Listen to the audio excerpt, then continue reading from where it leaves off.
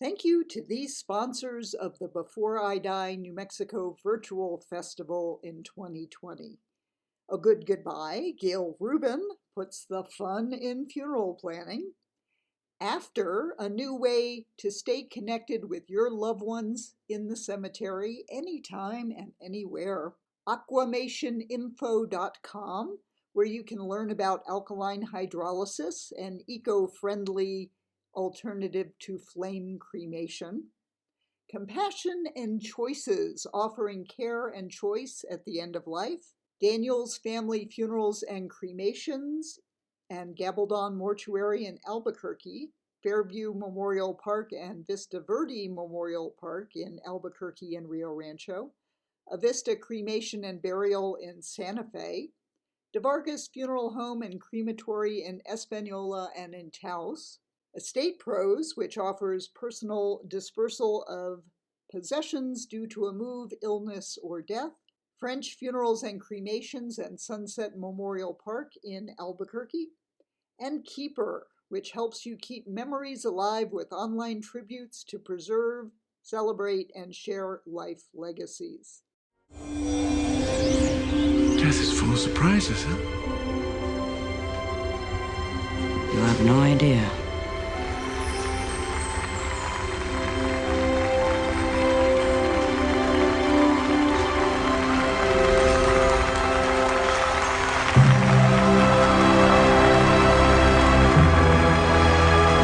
Welcome to this morning's session of the Before I Die New Mexico Virtual Festival. Yes, I am Gail Rubin, the Doyenne of Death.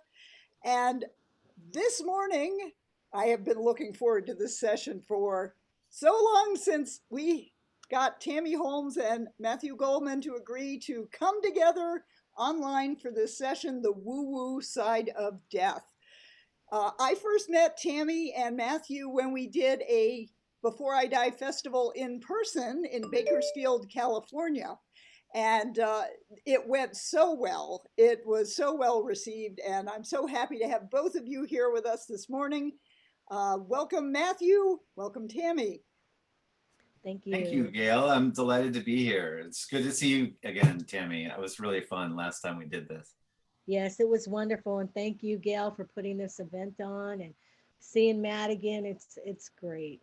We're going to have a good time. Absolutely. So Tammy is an internationally renowned psychic and author and speaker, and Matthew is a renowned paranormal investigator. So Matthew, why don't you start out telling us how you got involved in this field? Sure. Well, I work with an organization called the American Paranormal Research Association, which was founded in 2006 by Brandon Alvis. Brandon, at a young age, lost two of his brothers, one to suicide and one to cancer, and that kind of pushed him into the unknown. APRA was founded to solely investigate historical locations. Since its inception, APRA has investigated over 100 historical landmarks throughout the United States. Since joining APRA, I've worked with historical societies, state parks, and city governments, have raised tens of thousands of dollars for historical restorations through our research and events. Building rapport with these organizations has allowed APRA, in many cases, exclusive access to places that are otherwise closed to the public.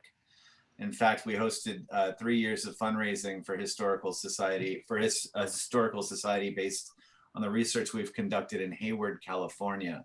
And the last time we did that, we raised over $6,000 in 2 nights by inviting the public to investigate with us. We limited the amount of tickets, of course, but it's still a good amount of money for 2 nights and a small group of people. At another one of our events, APRA sold out the Glen Tavern Inn in Santa Paula with an event called A Night at the APRA, featuring a dinner, entertainment, presentations, and an overnight investigation. APRA has also worked with numerous experts in the sciences to get a firm set of opinions on the data we collect. In fact, our group is the only one I know of that has a renowned super scientist as a member of the team. Dr. Harry Clore has a double doctorate in, he received simultaneously at Purdue University. He worked with JPL, the military, NASA, and he's one of the founders of Singularity University and was the chief science officer of X Prize Foundation. And I love that I'm here for this event. I think that for whatever reason you're here, whether you're a fan of the paranormal or someone who's checking this out as part of this series of panels, I rarely meet anyone while I'm doing this as just a bystander. One thing I've learned through doing this is when people hear I do this sort of thing is that everybody has a story. We've all been affected by the utter powerlessness of death. And I'm always taken aback by how willing people are in this context to have a frank and open discussion about things that they normally wouldn't share with people. It's a lot of fun and refreshing and kind of weird, which I love. I like weird. I'm really good at weird. For me, see what? I just laughed. Yeah, no, it's true. I'm pretty good at that. So for me, and I usually don't share all this, but since the nature of the event and everything, I was quite an outsider as a kid. And so I wound up in a lot of gnarly kind of placements for troubled youth, right? So I was in a lot of the same institutional structures that I investigate today. There was a time I wound up in a facility complete with like drugged out grown men rocking themselves into a stupor in the floors and hallways. It was a pretty dark time for a 13-year-old. But I eventually made my way to a placement in a boarding school. And since I was one of the higher functioning kids and not violent, I could get away with basically anything, which in the 80s was a pretty good time. So, you know, don't cry for me or anything. While I was at my 5th and final placement, I met a girl named Allison. And she and I had a really special friendship. And over the years, you know, you become very close to people in a place like that. People you meet are like a life raft in a sea of kind of, you know, craziness. They become your family. So every day we would meet on the same stone wall and make the same promise to each other. And that promise was to prove there's an afterlife. The first of us to die would visit the other. And literally every morning we made this promise to each other for years. And I don't know why this was so important to us. I think that in a world that was so out of my control, it was comforting to think that there was a higher source or something more important happening than what I'd been experiencing. The life I'd known up to that point was so absolutely dark and troubling that I took comfort in knowing that the world we live in has some magic to it. And the notion was empowering and meant things I did mattered. And even if they didn't seem to change my immediate situation, the person that I was, the quality of person I was mattered. And this notion gave me light at the end of the tunnel. So when I left school, I was, I don't know, a year after I'd left school, and it was a New Year's Eve party. And I went to a New Year's Eve party, and I was staying at a condo that some friends of mine had. And their parents were out of town. I was 17, and everybody was asleep. It was like 3 a.m, and I was sitting at the kitchen table reading, I don't know, it was either Illusions by Richard Bach or The Prophet by Khalil Gibran, because once again, I'm weird. And I'm sitting there at the table and everybody else is asleep, and I hear to my right the sound of crying. It sounds like it's like almost like somebody's crying, but they're trying to be quiet, like they don't want you to hear them. Like I could barely hear the breathy kind of gasps of somebody crying, and I look over like, that's weird, and the sound stopped, and I'm all right. And I go back to reading and I hear it again. And I look over and there's a vent in the floor. And I'm like, oh, okay, somebody in this condo is crying and they don't want anybody to hear, and it's coming through the vent. I need to go find out which friend of mine is awake by themselves crying. So I walked all through, everybody's asleep, everybody's sawing logs everywhere. And I'm like, this is crazy, this is nuts. So I go back and I sit down and I'm reading again, and I hear it again. And you realize that when my attention wasn't on it, I could hear it. Every time I focused on it, it stopped, right? So I went back to reading, and when I started hearing it again, I just kept my focus on the book. And all of a sudden, Allison's name popped into my head. And so I said, Allison. And the second I said that, there was this rush of energy that filled me. Like, it was so powerful that it changed the hue of the room. And I think it was from the inside out. Like the energy filled me, and I was just kind of like, I don't know, everything had this orangish tint to it. And it was kind of like if you see a shiny object in the bottom of a pool, like a penny or something, how the light refracts off it. Everything in the room kind of had this quality to it. And I felt just filled with love. And I had this whole conversation with her that was through my chest, through my heart. It was weird. It was images and pictures, but full sentences. And she told me, nobody's going to believe this experience, that I could tell people, but it's not for them, it's for me. And she was really, really happy, and she loved me. And she said the most important thing that I needed to know was that no matter what happens here in this world, no matter how, and it's pretty screwed up right now. Like there's some crazy stuff in the news right now. There's a lot going on, but no matter how screwed up we think the world is, it's going to be okay. Like the stuff that we're dealing with is, it's all here, but in the end, there's this way bigger picture, right? This moment in time for us is a tiny bit of who we are, right? And you'd think that I'd want to milk every second out of this. I'd want to be like, oh my, as an investigator, that's what I do. I try to like really get evidence and all this stuff.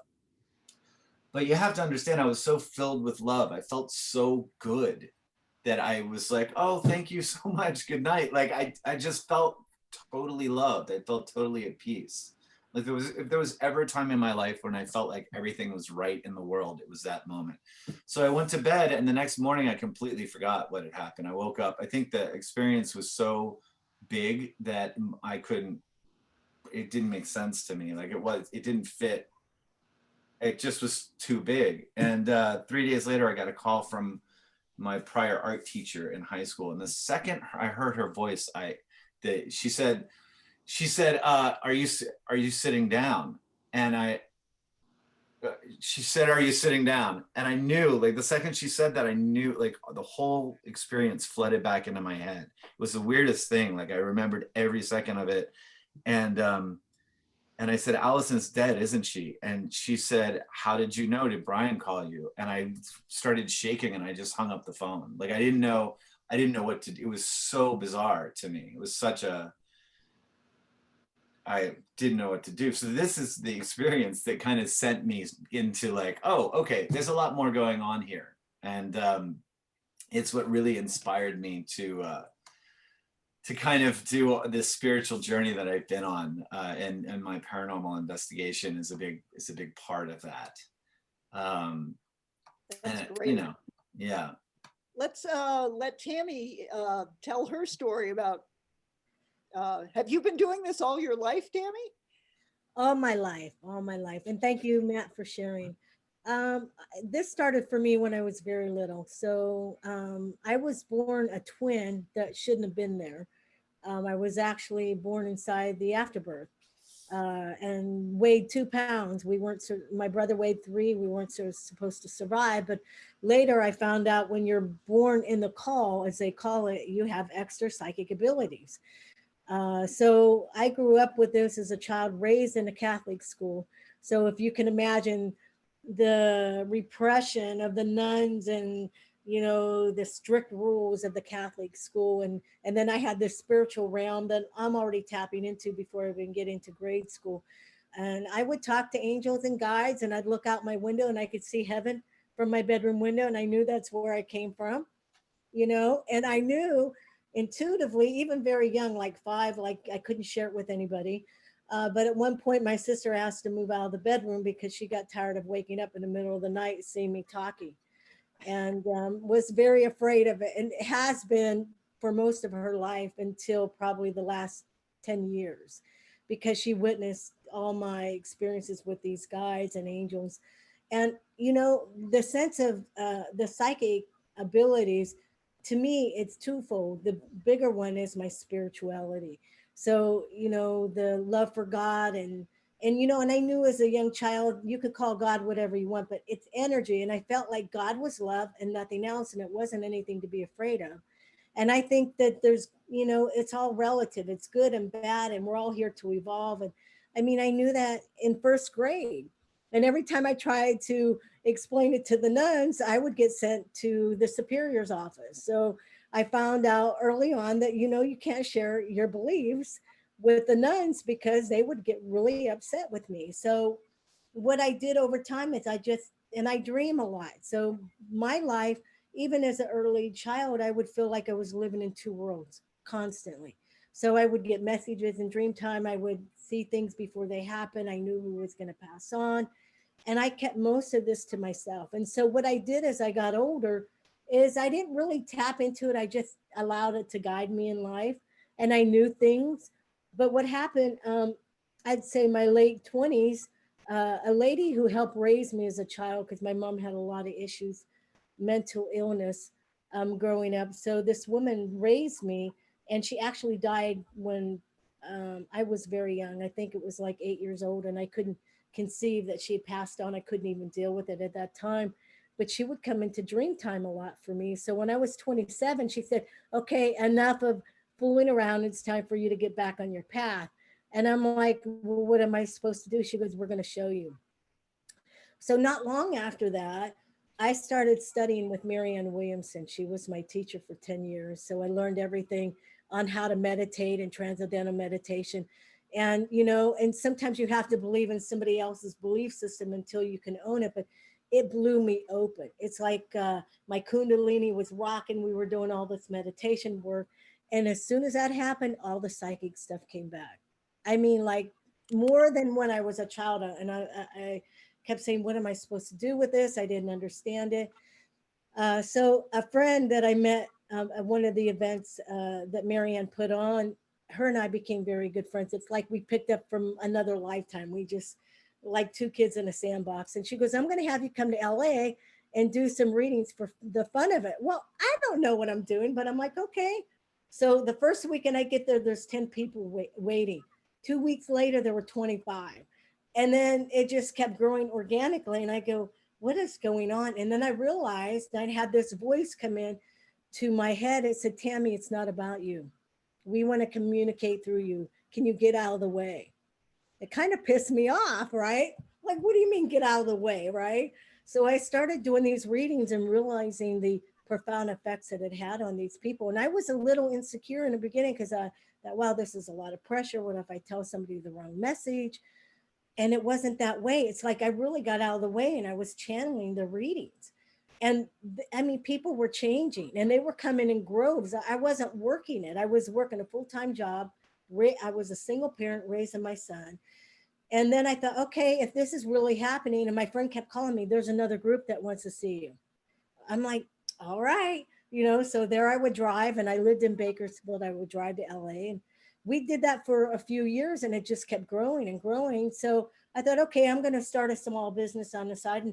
And sometimes it's good not to know what you're doing. I had no idea this was going to be my life's calling. I never wanted to be a psychic. Okay, really, I never did, because I thought of it as gypsies, and you tie your hair back and a bandana, and you get a big crystal ball, and you do all this weird stuff. And I'm like, I really don't want any part of that. But it actually had its own energy. And so what I did is I started building it on the side, and I was working a job at an oil refinery. So I was going to work with the hard hat, the steel-toed boots, and a outfit on. And there was only 5 women out of 300 that were actually working this refinery. And at the time, I was very small, and I had to have long wrenches to work this job because I had to turn the pumps on. And so I ended up mastering the jobs. I ended up doing like 5 different jobs at this plant. But you know what was so good about that job? I did that job for 9 years. I got paid to meditate and read. So I would take a backpack with all my metaphysical books in it. And then when the plant's running, you sit there, I would meditate. So I would go out and I'd see all these different things going on in the refinery that most people would never see. And so and it's kind of funny because I was so happy at that job. I was doing the readings. I was on the side on nights and weekends, and then I was at work. I was meditating and reading. So what happened is my business grew, and they saw me so happy at work. They actually said, "We have to drug test you because you're too happy. You must be on some kind of pills or drugs." And I said, "No, but you're going to waste your money. Let's go for the drug test." Of course, I didn't have anything. I was just very happy. But the business grew, the refinery closed down. And by that point, and it's all organic, my business had grown so much that I just walked right into it. I was making more money than I was making at my job. And so I've been in my business for 25 years. I've probably read over 75,000, 80,000 people in 25 years. I've, produced events. I've been on TV, radio. And it's not about me. I keep showing up. And my foundation is my spirituality, A Course in Miracles. I love A Course in Miracles. I have guys I work with that are phenomenal. I have Michael the Archangel and Einstein. I work with Anne Ray Colton, who's an incredible teacher from the past. I have different teachers that come in, the Archangels, the Council of 12, the Akashic Records. I go to every area that I can for a client, whatever they need. If I can't get the answer, I'll find it. It's like Matt, you become a detective. It's like you want the answers, and you really do feel like you're living in two realms, two worlds. And I also tell people it's like going down a rabbit hole. How deep do you want to go into that rabbit hole? And I just love what I do. It's like I get paid to love people, and I am so grateful every day I can wake up and do this for a living. And it really is my purpose. That is awesome. Thank you. So, just so our attendees know, if you do have questions, we're going to see some proof of the paranormal with Matt. But if you have questions, put them either in the chat or the Q&A section, and we'll get to them later in this session. So Matt, could you share with us some of your work with some of the recordings that you've made? Absolutely. So the field that I'm in is full of potential. And when we play electronic voice phenomena and show evidence we've collected, it's usually just scratching the surface. I firmly believe that if this world is as vast and colorful a place as it is, with so many creatures in it, that the other side has the potential to be equally as vast, right? I feel like we're just seeing what the fabric in between can show us. And what I mean is, like, if I have a piece of paper and I push on the bottom of this piece of paper, what you'll see on the other side of it is the paper rise in a dark spot where my fingers are hitting the page, right? But on the other side, it could be a dog snout, it could be Jimi Hendrix, it could be, you know what I mean? It could be a multitude of things, but what I'm seeing is the result of the action that's happening. And that's all that I'm really detecting. I'm getting what sounds like maybe words and people and you know what I mean? But I feel like we're just scratching the surface. And I feel like this field that I love so much has the potential to uncover vast amounts of information if we brought the right technology to the table. So with that said, I'm going to start with an EVP I like to call I'm Dead. This is a perfect example of how an EVP rides in the room tone or white noise of a recording. It's funny because I sometimes hear people say, I went on an investigation with this amazing team, and I was disappointed to see that the investigators pulled out these archaic recording devices. I thought that was rather silly or unprofessional. And I always have to explain that, in fact, it's just those old sort of devices that capture the most stuff. And the reason is it tends to ride in the room tone or white noise section of the recording. One theory about this is that the room tone is the actual vibration that's being used by a spirit to communicate. So they're not, manipulating energy on their own. They're manipulating energy that's already here in the physical world to be able to talk, right? So sometimes I'll catch an EVP on the tail end of another sound, which seems to boost this theory. I can't say that this is for sure what's happening. It's only speculation, but what I do know is that the EVP, although hard to hear, is solid. It's actual phenomena that we catch a lot. So now I'm going to play this for you. The investigator on the recording says, so what I want you to do, because I'm going to share the audio when I flip the screen around for you guys. I'm going to share the audio that I'm playing. So you guys, I'm going to give you a moment to turn up your volume so you can hear, because it's very, very hard to hear. And then I'm going to count to 2 while you need to turn your volume back down before I start talking to you again. So, because I don't want to blow out your system. But what you're going to hear in the recording is the investigator says, I have it written down on paper, 1868 or something like that. Listen closely and see if you're able to hear it. It's in between 18 and 68 where the investigator pauses. So this is the EVP. Down on paper, 1868, something like that. When was that written? I have it written down on paper, 1868, something like that. When was that written? I have it written down on paper, 1868, something like that. Okay, so it's barely audible. And what I mean about the white noise section of a recording is it's literally in the background. It's the background hiss that you are listening to where this is happening. So I have tightened my loop to the position where the anomaly is, and I want you to listen for I'm dead as a whisper. Down on paper, 1868, 1868, 1868, 1868. Right? Yeah. Very cool. So next, it's cool. I get to see your reaction. It's almost like I'm in a room with people. This is a dry presentation. Believe me, it's very interesting to do this. So next is an EVP. Did that come through your computer speakers, by the way? Did that work out? Okay, good. All right. So next is an EVP that was collected at Linda Vista Hospital in Boyle Heights. Linda Vista is a hospital that was built in the late 1800s as a hospital for the original Santa Fe Railroad workers. And over the years, it was a high-end rest area for the Hollywood elite, an institution. The hospital served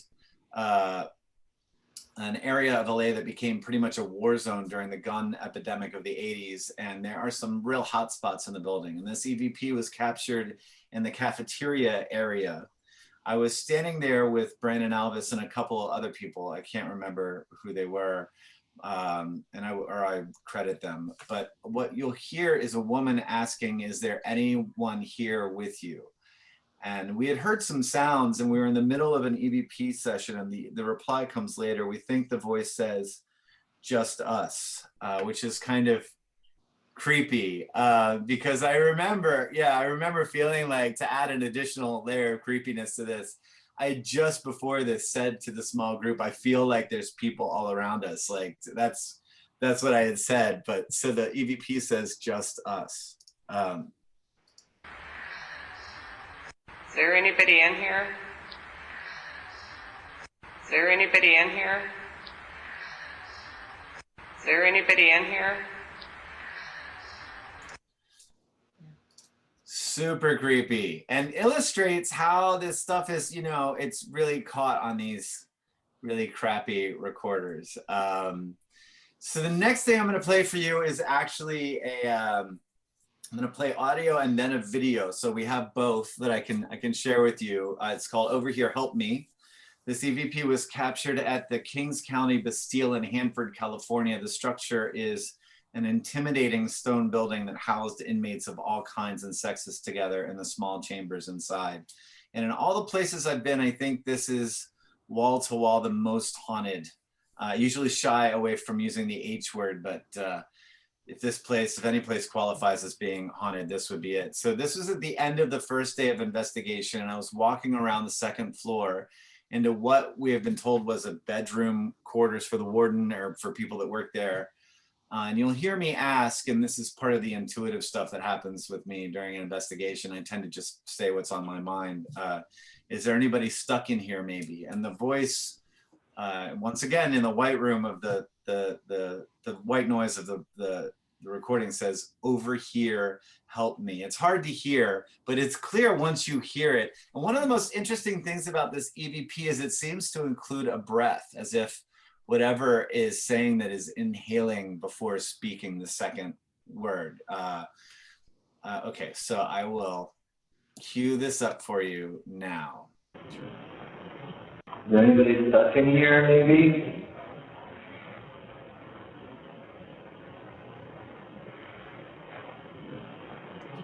Is there anybody stuck in here, maybe?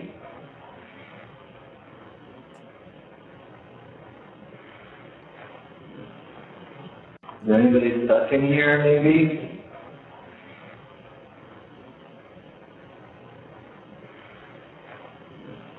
Okay, now I'm gonna play the video so you can see it. That one was harder to hear. It is hard to hear. Let me see, where is let's just do the desktop and see if this works. What in the hell?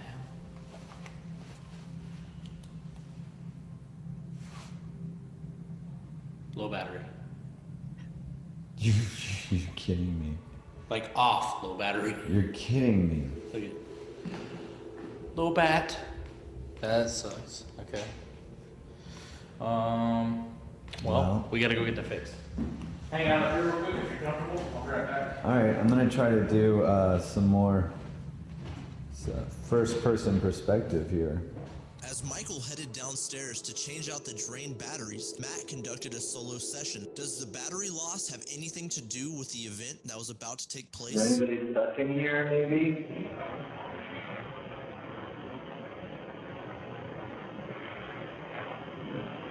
Is there anybody stuck in here, maybe?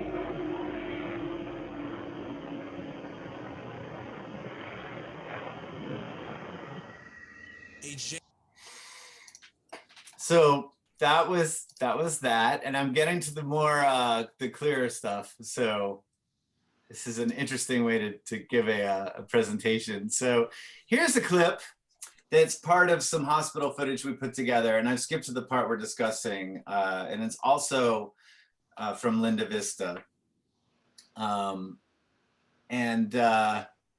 But this is illustrative of an intuitive technique that I use in investigation. So sometimes I'll bring my emotional, physical state into my questions. For instance, if I'm cold, I'll say, "Are you cold?"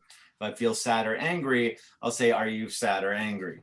So I use my internal senses in my research. And here's a perfect example of that working for me. In this clip, I feel like someone's scared and kind of cowering. So I gently use my voice facing in that direction to try and comfort the space. I say, "It's okay, we can hear you." To which I get a response, "Can you see me?" This is arguably an intelligent response. And had I heard this in my recording device at the time, I would have continued the work in this area, but this wasn't discovered until reviewing the camera footage the next day.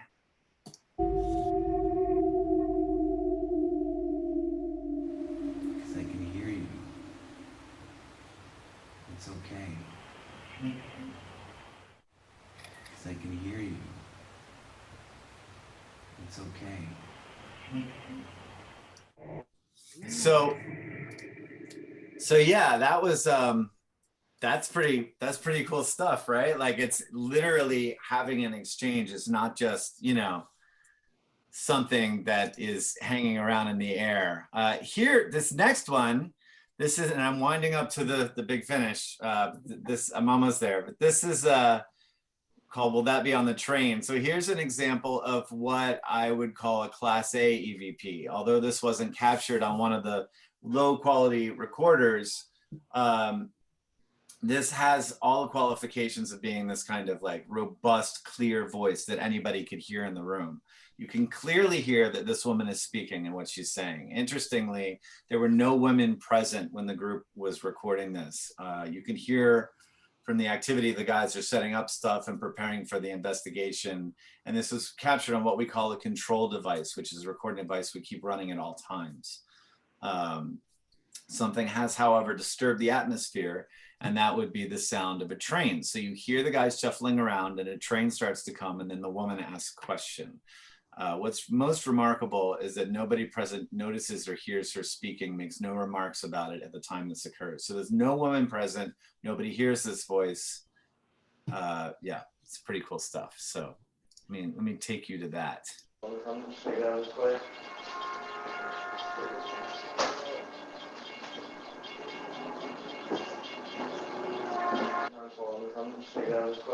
Sorry.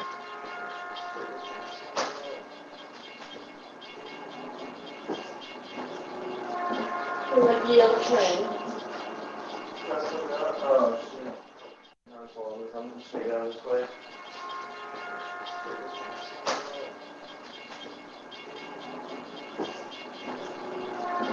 like the old train.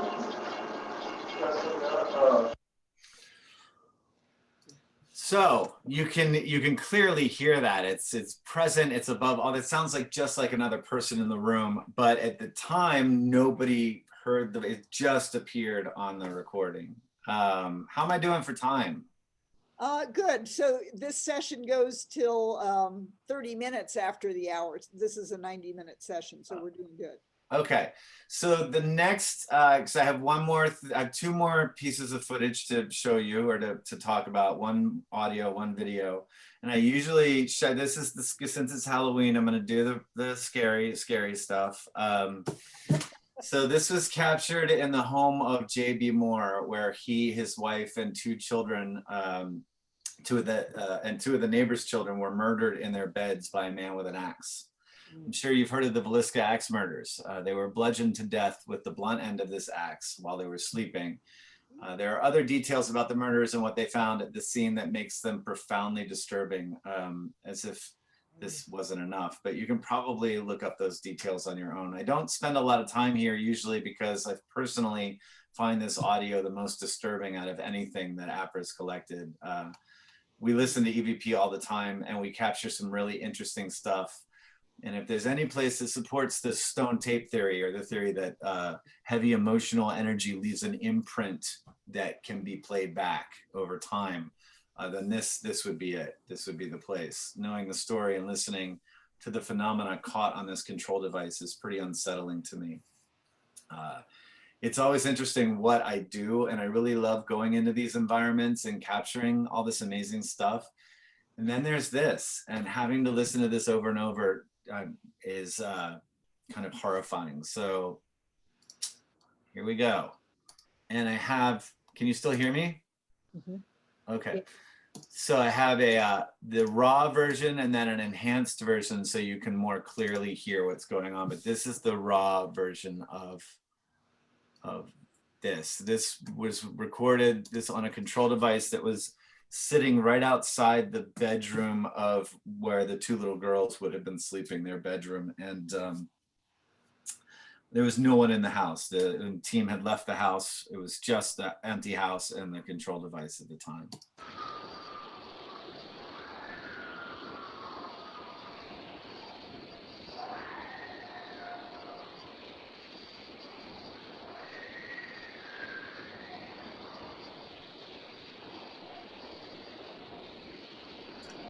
This is the enhanced audio.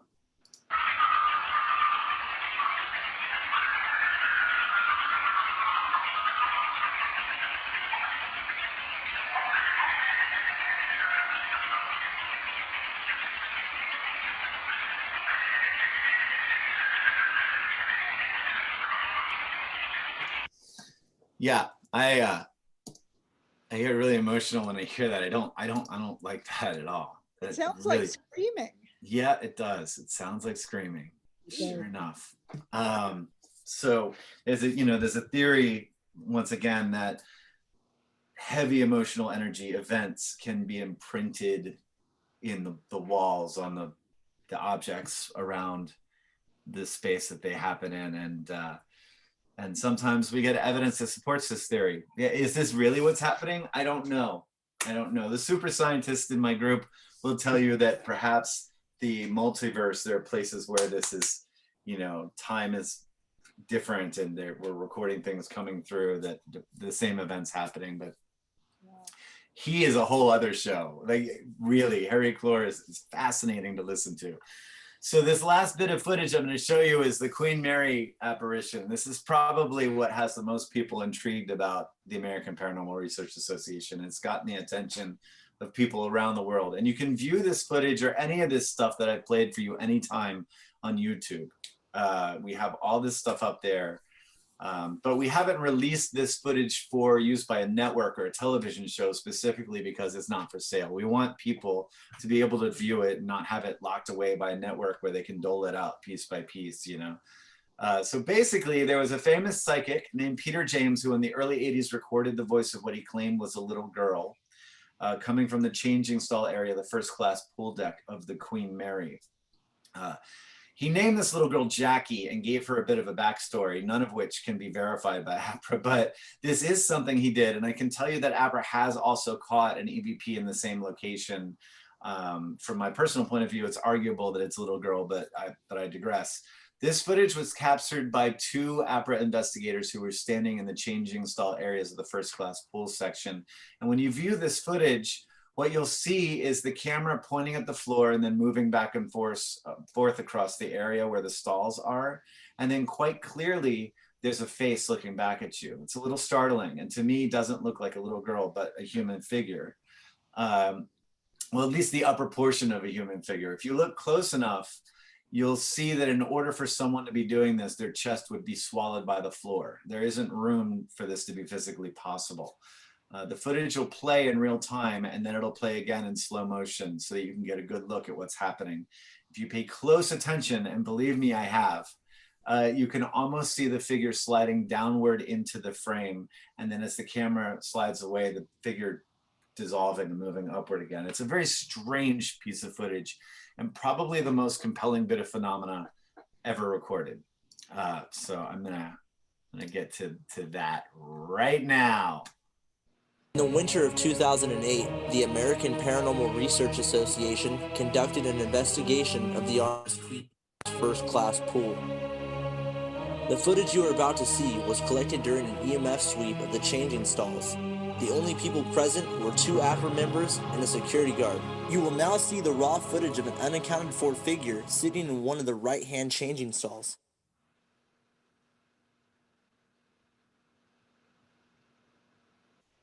Did you see it?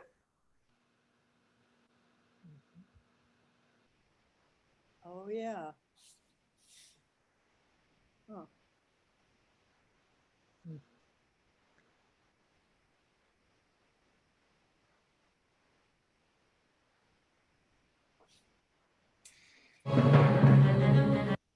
So I'm going to give you a little backstory about that. The creepiest part of this story, okay?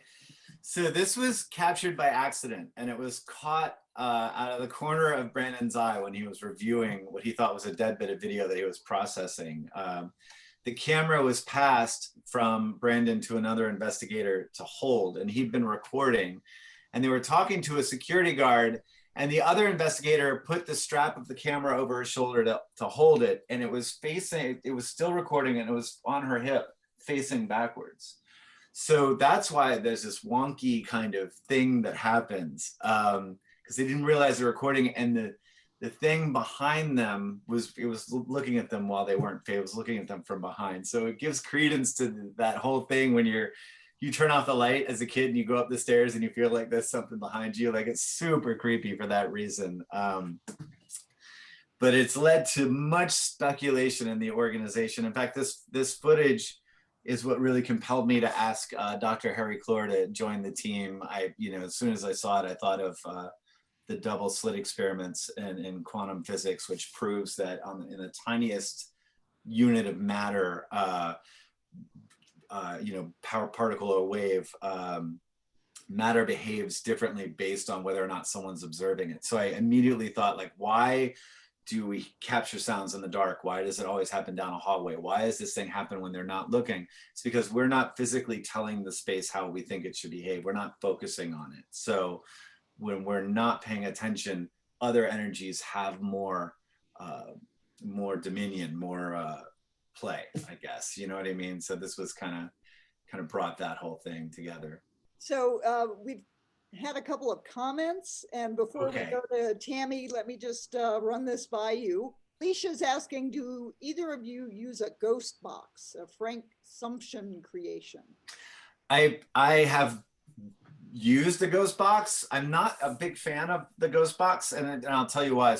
Specifically, for me personally, I feel like there is a lot of room for play, and not having been, I don't personally own one because the noise distracts my connection from the atmosphere. So I'm really, really romantic about my investigations. Like, I like basting in the history and being in the building that's falling. I think it's a beautiful thing, and being in the story. And I feel like that connection enables me to ask questions like I'm sensing something in the environment, you know, like art, it's okay, we can, you know what I mean, that kind of play. When there's a staticky kind of electronic noises happening, it cuts me off from that. So I don't personally like to use those kinds of devices because it interrupts my space, my relationship with the atmosphere. But I have heard some impressive results from those things. I also would caution that they're easily manipulated. And if I'm not in the back end of that, like providing the box myself, I don't know that somebody's not cueing a walkie or doing some kind of tomfoolery with their electronic device. So I kind of, you know, it's cool technology, it's neat, and I've used them. There's a video of me doing an ITC session at the Clown Motel that's online, which is kind of fun. But I don't have a lot of I don't really use the ghost box a whole lot. Okay, and Patricia actually shared that she spent 2 nights on the Queen Mary, and there was a ghost in her room, which used the shower at 2 a.m. in the morning. I also have a photograph of a black blob sitting with me on the bed in the room. Patricia, you can find me on Facebook at Matthew Works, Matthew with another W and Works with an E, Matthew Works, Werks. You can find me on Instagram as Matthew Works. I would love to see what you have. And man, the Queen Mary, it's like this big old weird fun house of the longer you spend in it, the more dizzying that place is, the more it feels like it's just not right. It's interesting. It's a really interesting piece of history. Well, let's turn to Tammy to talk a bit about your perspective on the woo-woo side of death. Right. Well, I love what Matthew does because he's getting the evidence of what's happening in a tangible way for non-believers or skeptic people to say, hey, there's more than what we actually see with our own eyes. And for me, I don't use any device. It comes through me. So, you know, I've been doing this for 25 years. At some point, you really get there's so much more going on, like Matthew said. And the thing that we're all going through right now with this last year, the energies are more combative, they're more aggressive. It's real active energy, very dark, very light energies. The readings are more intense this year.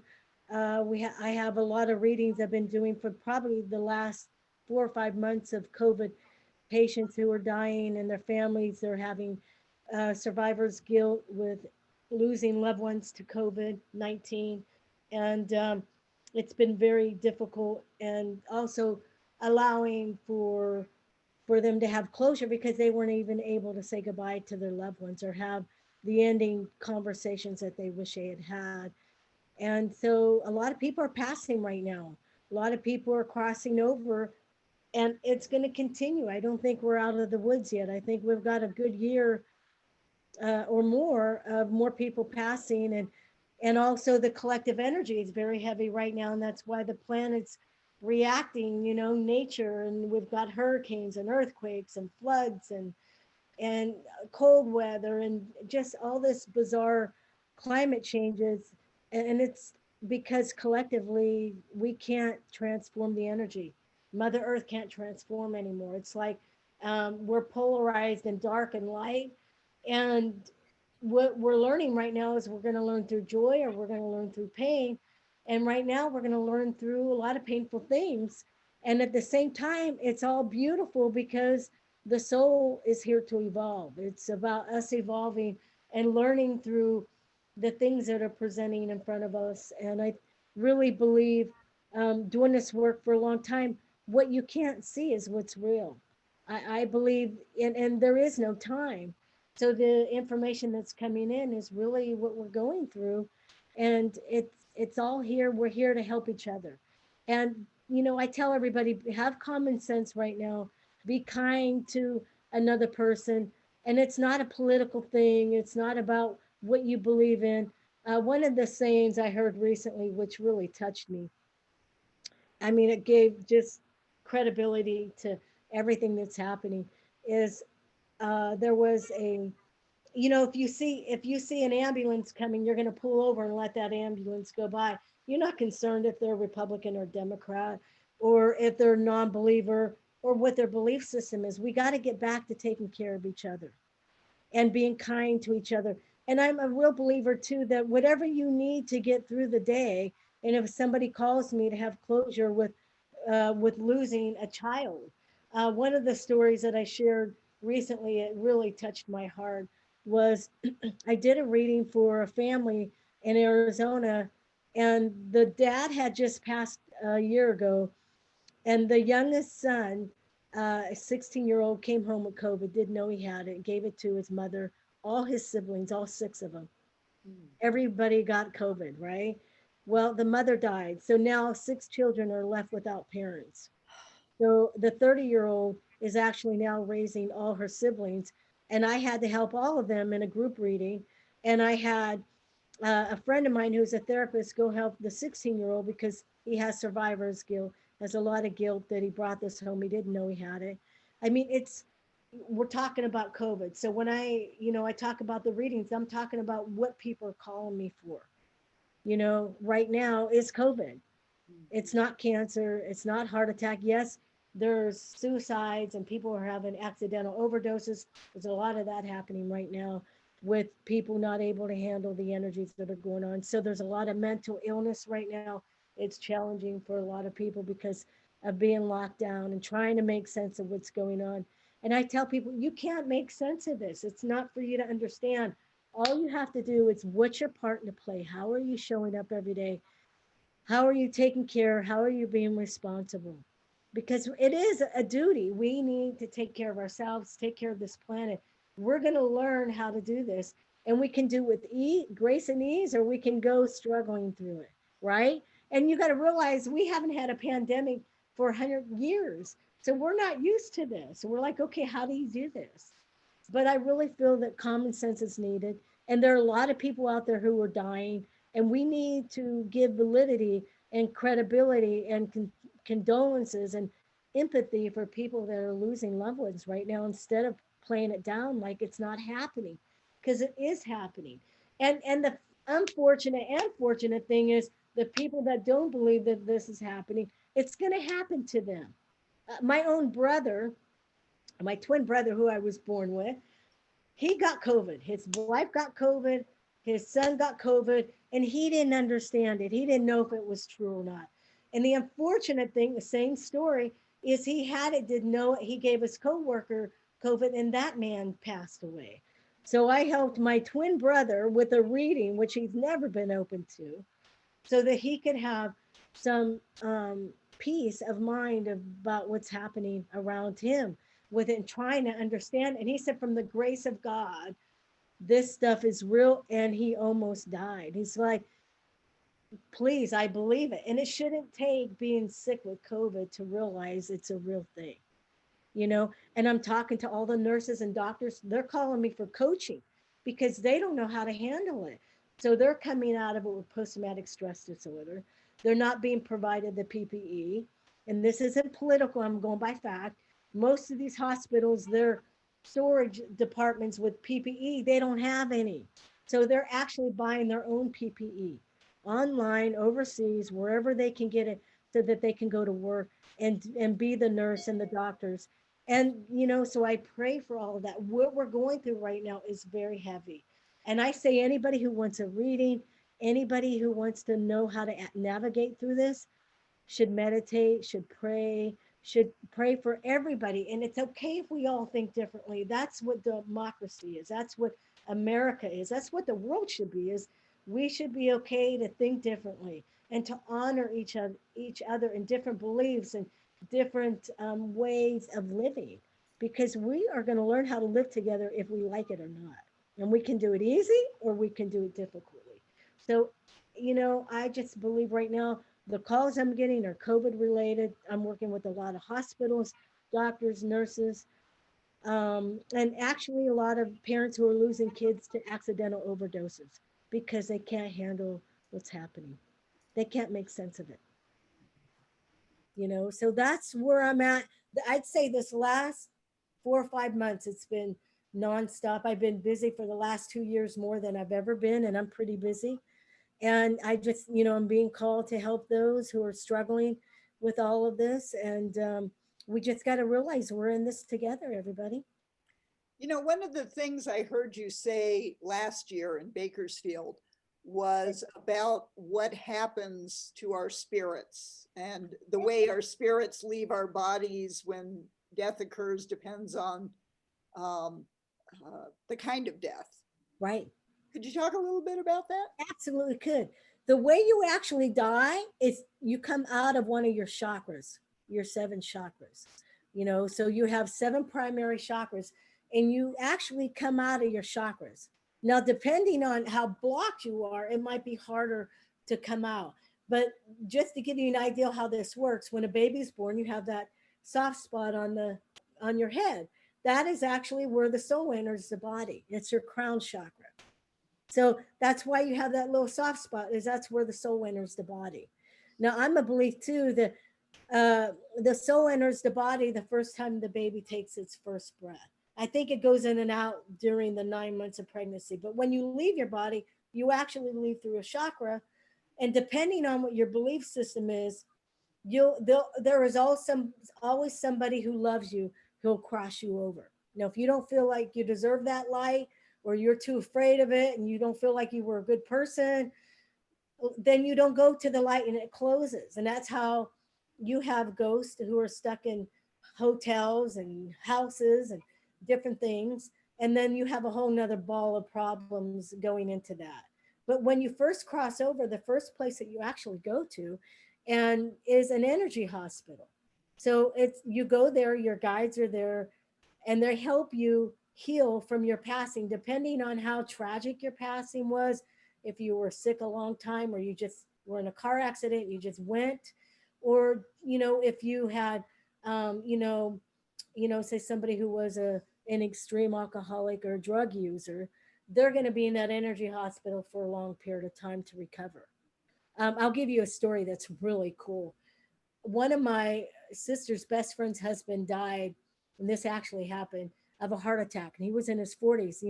We didn't see it coming. He was the most spiritual man I ever met. He was a backhoe operator. He didn't do anything spiritually, but he lived it. He cooked and cleaned house, made dinner for his family. He was a very loving man. He died in the middle of this one night. And my best friend's brother died. He was a severe alcoholic.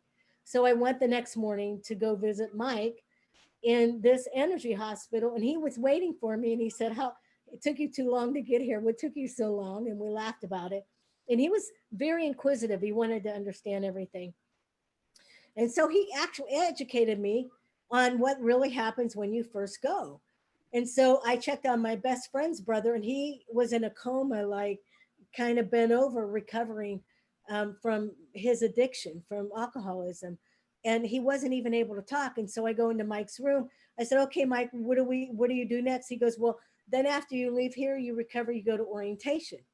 And so he showed me what that was. And they have like a big class where everybody goes in and they go into this orientation of what it's like to pass on in your next step.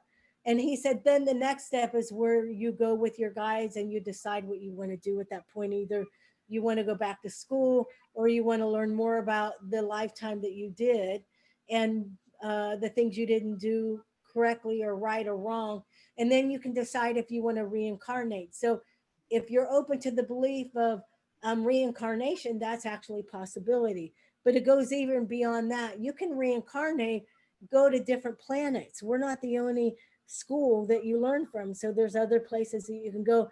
And of course, this is boot camp. Okay, we're one of the most dense planets that you learn from. So you can go to other galaxies and other planets that are higher frequency, that are more loving. And I know a lot of people say, "Well, I don't want to come back here. This is my last lifetime. I'm done here." But this is the most challenging place to come to grow. So we all want to come back here because we want to evolve, because the soul is going to grow. And we've done thousands of lifetimes, not hundreds, not 10, but we've all done thousands of lifetimes where we're trying to figure it out.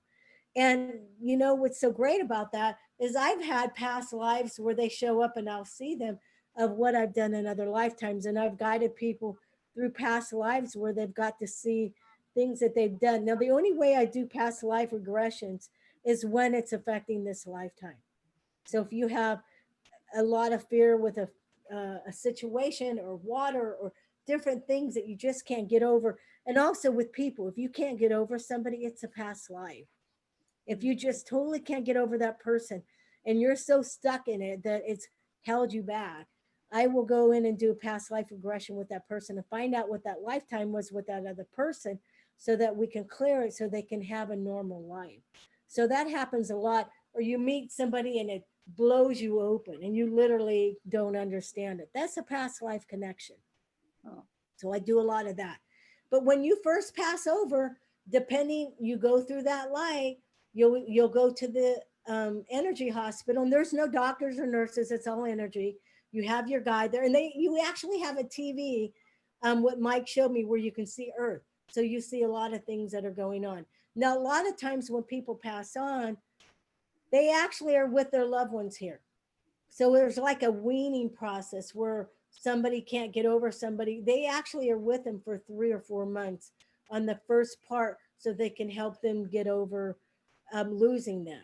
And then they end up moving on. Because I hear that a lot from people. Well, I feel my loved one here. They've been here for the last few months. I said, it's because they just passed on.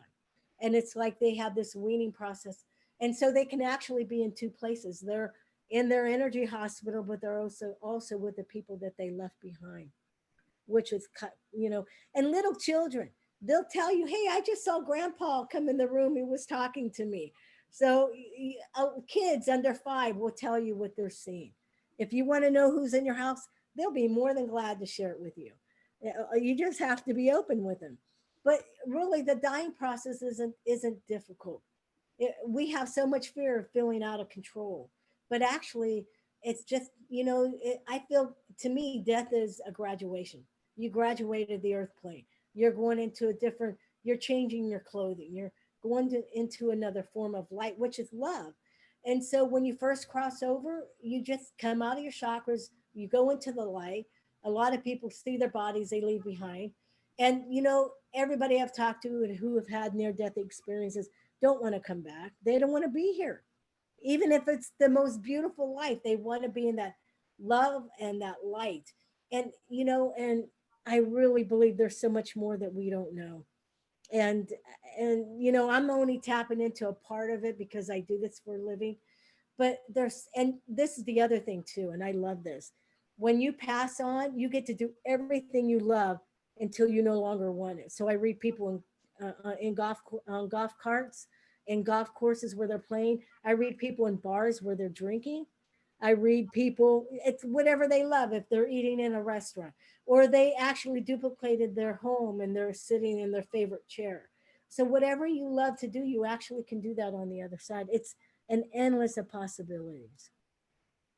I just recently rewatched Defending Your Life with. Oh, I love that movie. Yeah.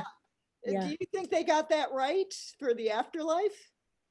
I think it's a lot similarities because you have to do your life review. I think they make more fun of it. I own the movie. I love it. And I do feel that you do review and then you go on. I don't feel that, you get in a lesser hotel because you didn't do as good as somebody else, you know how they do that. But I think it's a great way to laugh about, the afterlife. I do feel that you do review your life. You decide what you do. And I actually think it's a collective. I think it's not just this lifetime. I think it's your past lives, things that you've done in your past lives. Did you progress in your lifetime or did you degress? Did you move forward? Did you do, and the other thing too, we have contracts. There's things in this lifetime that you're going to contract to do if you like it or not. Things are going to show up that are there for you to grow from. People, places, things, of all the people in the world that you're going to meet. Don't you think it's funny that you meet the people you do? Of all the millions and millions of people on the planet, you hysterical. Is that hysterical? They are there to come in. You're supposed to meet them. And these are people that are part of your soul family, soul groups, soul experiences. You chose, I tell people this and they don't like this, You chose your mother and father. You chose your brothers and sisters. You chose these relationships that you're in, and you're going to grow from them and learn from them. So we are bringing back the same soul families, soul groups, the people we play each other parts out in every lifetime, and we change genders. So you can be a man, you can be a woman. You know, you can be. I had a story the other day. It was really interesting. Um, this lady called, and her son, who's 4 years old, is in love with the father. Okay, so this son doesn't want anybody touching dad but him. So he doesn't want mom touching dad. He doesn't want sister touching dad. This is his relationship with his father. But he's totally in love with dad. He doesn't want anybody around. So I had to go in and do a clearing with this 4-year-old child so that this family could function, because he doesn't want anybody around dad but him. So what, of course, I saw that he was married to the father. And he's really angry that he reincarnated and he's actually the child. So because he said, I was his wife, that's my husband, I'm not willing to let go of it. And he's 4. So remember, any child under the age of 5 is going to get it more. So as the child moves into like 5, 6, 6 or 7, he's going to start letting go of that.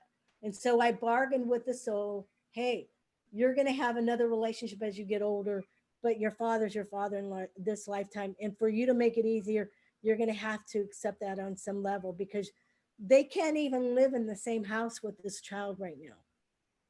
Wow. Isn't that interesting? So the mom took a trip came to Tampa from Arizona, and the child is in heaven because he gets the dad all by himself. Oh. You know, so the thing is, remember, we're here to grow. What is it that you're here to learn? And every person that you've met, you were supposed to meet. And I really challenge people, and hopefully they're open to say, I'm willing to learn. I'm willing to even forgive. Okay. Forgiveness is a big deal. Forgive everything you've done or in your life that you don't feel that you showed up your best with, and forgive other people so that you can move forward. Because if you don't figure that out, you're going to redo it all over again. And who would want to do that? Right. So I would say just enjoy life. The crossing part to me is the easiest part. Okay. Leaving your body is the easiest part. It really is. And it doesn't hurt. It doesn't hurt. It doesn't hurt. What they tell me is like, what was I so afraid of? You know, and of course you go through that tunnel, that white light, but people that love you are there to greet you. So they're there to, because love heals. Okay. Love takes away the fear. So when you see somebody you love, you go. So that's what I do when ghosts are stuck in buildings or hotels. I'll cross them into the light because I'll bring somebody in that they loved. And as soon as they see that person, they go. I have a question for you. Okay. So, you know, Madame Blavatsky, the famous 1800s spiritualist, arguably introduced Eastern meditation to the West, all this kind of stuff. Right. So she put forth the thesis that what are the things that I encounter, the ghosts and spirits, are shells. They're discarded shells that people leave behind, that you are love in its purest form. And in order to transcend the physical, what you leave behind is a shell of yourself. And these shells can repeat things or patterns or say certain words, or sometimes even manage to communicate as if they are the person, but they're really just the discarded energy forms and lower base energies that we need to leave behind. And they, you know, go into the great washing machine of the universe eventually. And one of the reasons they're eager to talk to someone like me is because I give them energy. That energy I give them props them up, keeps them functioning for a little while longer. What do you think of that? Well, first I'm going to say they'll talk to you because you're sweet and you are so sensitive, okay, and they feel safe with you. So that's what I'm fascinated by the theory. I think it's a very kind theory because it's easier for me than thinking those fucking girls are stuck in that house where they were murdered. You know what I mean? So I feel like that's a kinder version of the universe that I can kind of get with, you know. But this is my take on it. And this is from all the work I've done with clearings. And this is what I believe. That first 3 or 4 months when people leave or pass on, they actually stay to help the loved ones, right? But what happens over time, and I believe you're either going to cross or you're not, and they are stuck. Okay. So what happens when not a shell of themselves, they stay. Okay. And they are stuck because once that closes, it it won't reopen unless somebody holds a space to do that for them. Now, this is the thing that's true. Earth is very dark and very light. So the longer the spirit stays on earthbound, the darker it gets. It starts changing form. At first, it looks like a person or whatever they look like, but eventually they become clouds. They look like gray matter, and they become more destructive. They be, and then they feed off of other entities and stuff, and it can get very dark. So I tell people, if I come in and you want me to verify that you have a haunting, you got to rest assured that there's somebody stuck there. I'm going to cross them over.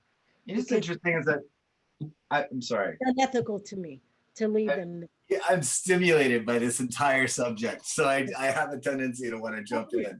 I can't leave them there. To me, it's like leaving a child stuck and then knowing, and that'll be karma on me. And I'm like, no, I'm going to cross them. And I've had many places call and say, can you verify, give credibility that they're here? But we want to make money on this, so we don't want you messing with it. Can I just tell you something on an extremely positive note?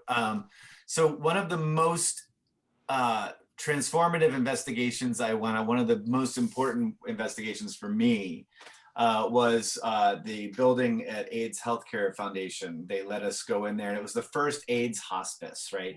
And I love doing institutional settings in hospitals, and we get the craziest shit in a hospital. So I fully expected, because so many people literally went there to die, to be taken care of. And not a small amount of people, just over the years, just this huge array of people. And we didn't get anything. And it wasn't that I didn't feel that there was something present in the building. We all felt it, but the energy was completely calm and settled. And I couldn't wrap my head around why we weren't able to get anything. No EV, nothing. And I thought about it, and it occurred to me that this was not a money-making for-profit operation.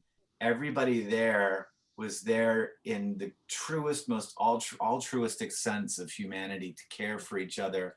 And these people were literally loved into their passing. They came together communally to deal with this horrible, oppressive thing. But in the end, it gave them the pocket of space to be in love, to cross over in love, with each other.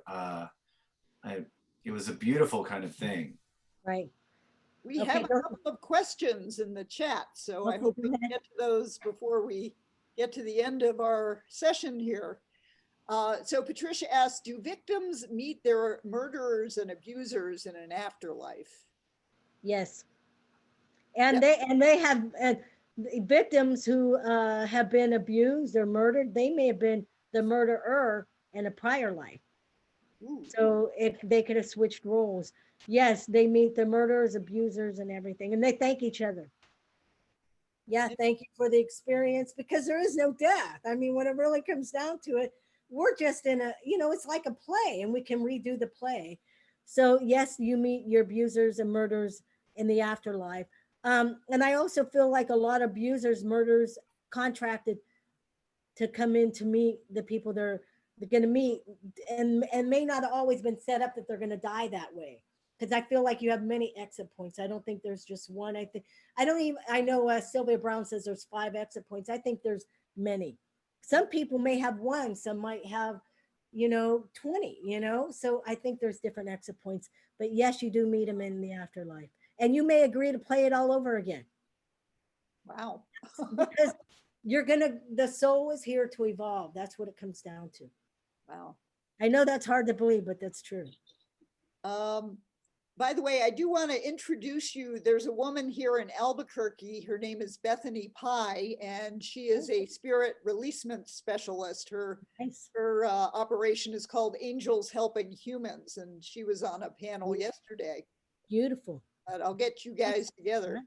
Okay, wonderful. Toddy wants to know, how do you protect yourselves from having clingy, needy energies attached to you? I would like to, Go ahead. Tammy, you can maybe either agree with me or I have a feeling we're going to agree. That's three things that I do. One, your spiritual system, whatever it is, as long as your belief in that is solid and you feel like you are protected, you are. Like it's something you have to carry with you in your core. You're connected to your higher source. The second is not to identify with it, right? So don't feel you're not special.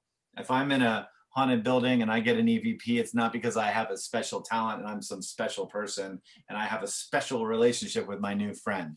That's not at all happening. Yeah. That is an entryway, and which slides me into my third thing, ego. So anything, any anger, any resentment, any fear, they're all ego based. And that is that ego, that identification with something other than myself could be the same thing that spirit is primarily made up of and provides a glue. That's an entry point, a way for spirit to kind of suck some energy off of you or get your attention or get you to live in that space for a while. So to really remain detached and remain your own thing and to do good things in the world. People don't realize the power of being a good person. It's the simplest thing you can do. If you feel like there's something in your space that's negative, bring someone in your space and care about it. Pick up the phone and call someone that needs your help and selflessly help another human being. It is the most powerful way to transform energy you've collected that's negative. It is the single most easiest powerful thing you can do. Wonderful advice. I agree to that too, but I would add that there's a lot of empaths on the planet right now where they feel everything and it goes through them. You have to have this discernment, and you know, I'm a believer in prayer, and whatever way you want to pray, protect yourself. And she's asking needy energies attached to you. You want to, you know, if there's needy people around you, you got to have boundaries, you know, just got to say, hey, if you're taking too much from me, then you got to decide, you put boundaries, and I may talk to that person once a week instead of 5.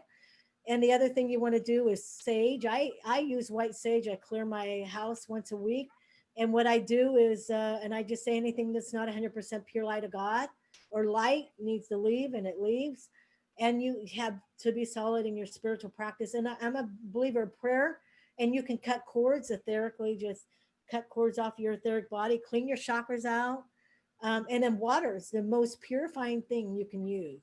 So if people are drained and tired, and there's right now what's happening, I'll say this because this is really important. Right, you know, take showers, take a bath, be in a jacuzzi, go swimming, it's good. But one of the things happening right now, the collective energy is very chaotic, okay? And I'm hearing this a lot. One of the things I'm doing with my clearings with people is first I'm clearing the collective energy off their etheric body. I'm clearing the emotional energy and the mental energy, because the collective energy is so chaotic right now on the planet that it's not transforming into light like it usually does as easily with this pandemic. So every day, just saying, I now clear the collective and the emotional and the mental. And I know I'm going from a little different Matthew, but it's like on the etheric realm, do all the things, clean your chakras. Also, the other thing is grounding. Ground the bottom of your feet into Mother Earth so that you feel grounded to Earth. Let Earth transform the energy up through your etheric body too. And it takes 5 minutes to do this. People go, I don't have time to do that. I'm like, you don't have time not to. Do you want to feel crappy all day, or do you want to feel light and have energy? Because the one thing people are saying a lot right now, they're tired. They're exhausted. We're in a Mercury retrograde right now. The shadow period before, and it goes direct on the election day of all things. So then you have another shadow period after the elections, and most empaths and sensitive people are going to feel that energy. So take the energy from Mother Earth, get yourself restored every day, cut the cords, do white sage, burn candles, incense, do whatever you need to do to make your place feels, you know, to feel good. And I like what Matt says, get out of your story, go talk to somebody, help somebody. If you're thinking too much or you're spending too much time, think of a way that you can be of service right now. Really important to be able to see yourself through the eyes of someone else you're helping. because you don't tend to think of yourself in those terms on Right. your own, you know. And so I've discovered, as someone who takes in energy and who's sensitive to how, you know, like I have a great deal of empathy for other people. When I used to feel bruised by other people, you know, I felt like I was carrying around other people's garbage. And until I realized that my superpower is taking that energy in and changing it into something positive. The way I do that is by going outside of myself and helping another human being. So it sounds counterintuitive, but the best defense of an empath is giving, like continuing to give. I believe that. I believe giving. It's like what they told me. It's not about you, Tammy. We just want to communicate love through you. So one of the other questions I see somebody's asking, what do you mean by exit points? Exit points means you have, and a lot of people can tell you this, they know when they have an exit point. Like, oh my God, I almost died. I knew that was a way to go. I didn't take it. So we have that as a contract before you come in, because you come in with contracts. You agree to so many exit points in your lifetime. Okay. I don't know if I can share this story real quick, but I'd like to. I'll give an example of what an exit point is. This actually happened to me, and it was pretty frightening. I was in my early 30s, and this guy followed me home from work and from the refinery. And thank God I had my mom at home watching my son, and I could tell, I could feel the energy of him following me. And I had a little Mazda Miata, and on the back it said, "God's too big for one religion." So maybe he got pissed off about that. I don't know. But I get home, and he followed me all the way to my house, and I worked the night shift, and I pulled up in my car, and I knew this guy was there to kill me. I know it hands down. That guy, he was crazy looking, and I started screaming in my driveway at 6:30 in the morning, because he was right across the street, yelling at him, "Get out of here. You're not scaring me. You need to leave." And I was freaking out because I knew this was an exit point. And my mom actually woke up and came out and started yelling at me, "You're crazy. You're waking everybody." I go, "Mom, this guy's crazy. He's going to hurt somebody." So we ended up going in the house. And what I thought about later, he saw my mom there. So he realized he couldn't touch me, right?